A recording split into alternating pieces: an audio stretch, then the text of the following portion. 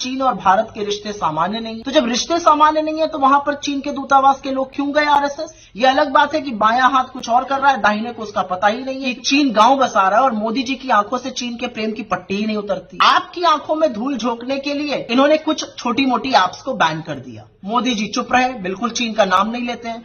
लाल आंख दिखाने की बात करते थे, यहां पर तो उनको झूले झूलने से फुर्सत नहीं है, ये साबरमती के तट पे झूल रहे हैं। महाबलीपुरम में नारियल पानी पिलाने से फुर्सत नहीं है, यहां पर शहनाई सुनने से फुर्सत नहीं है। और जब 20 जाबाजों की शहादत के बाद वो पहली बार राष्ट्रपति शी जिनपिंग से मिले तो बजाय लाल आंख दिखाने के लाल शर्ट पहन के गलबैया करने को तैयार थे। लेकिन आप लोगों के बीच में क्या पक रहा है, अब ये आरएसएस के साथ क्या खिचड़ी पक रही है, ये देश जानना चाहता है।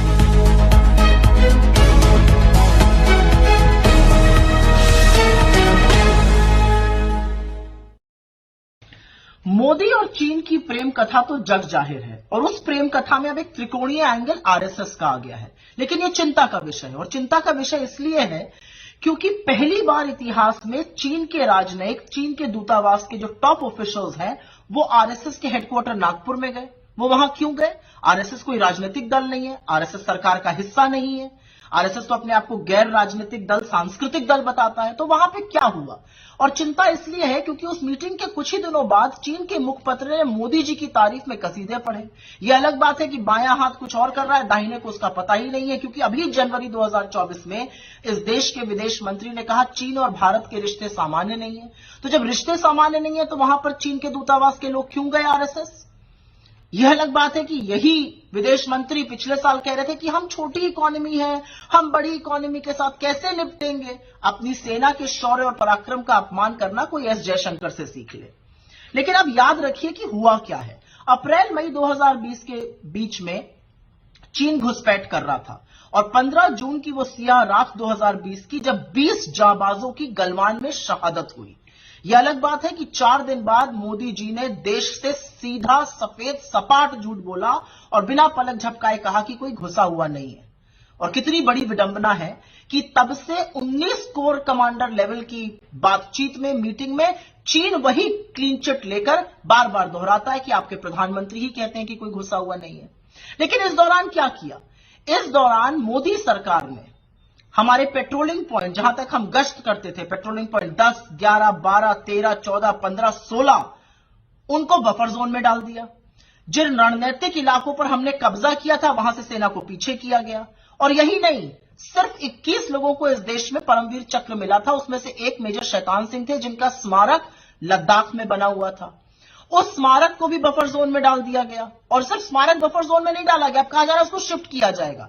और इसकी पुष्टि भाजपा के खुद के काउंसलर ने लद्दाख में की है, वहां के चरवाहों ने की है कि जहां तक पहले जा सकते थे अब जा नहीं पा रहे हैं। अरे सब कुछ छोड़िए, इनका खुद का सांसद अरुणाचल में कहते हैं कि चीन गांव बसा रहा है और मोदी जी की आंखों से चीन के प्रेम की पट्टी ही नहीं उतरती है।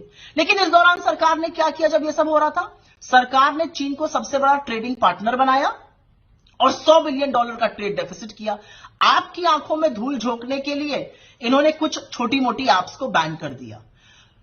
चीन के राष्ट्रपति से मोदी जी की करीब 18 मीटिंग हुई है, 30 बार आए गए हैं, वो अलग बात है।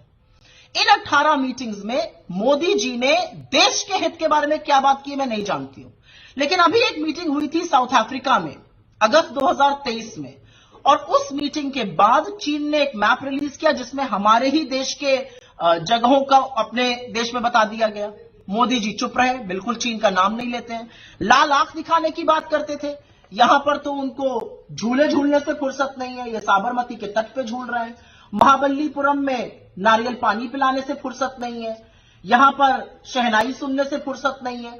और जब 20 जाबाजों की शहादत के बाद वो पहली बार राष्ट्रपति शी जिनपिंग से मिले तो बजाय लाल आंख दिखाने के लाल शर्ट पहन के गलबैया करने को तैयार थे। तो आज सवाल यह है कि आपकी मोहब्बत का जो चीन से खामियाजा है, उसका जो कॉस्ट है वो देश अदा कर रहा है, उसकी कीमत देश चुका रहा है। अब ये आरएसएस के साथ क्या खिचड़ी पक रही है, ये समझना जरूरी है, क्योंकि हमारी भूभागीय अखंडता पर, हमारी संप्रभुता पर चीन अगर नजर उठाकर देखेगा तो उससे सेना निपट लेगी। लेकिन आप लोगों के बीच में क्या पक रहा है, यह देश जानना चाहता है, और यह जवाब आपको भी देना पड़ेगा और यह नागपुर में बैठे हुए आरएसएस के लोगों को भी देना पड़ेगा।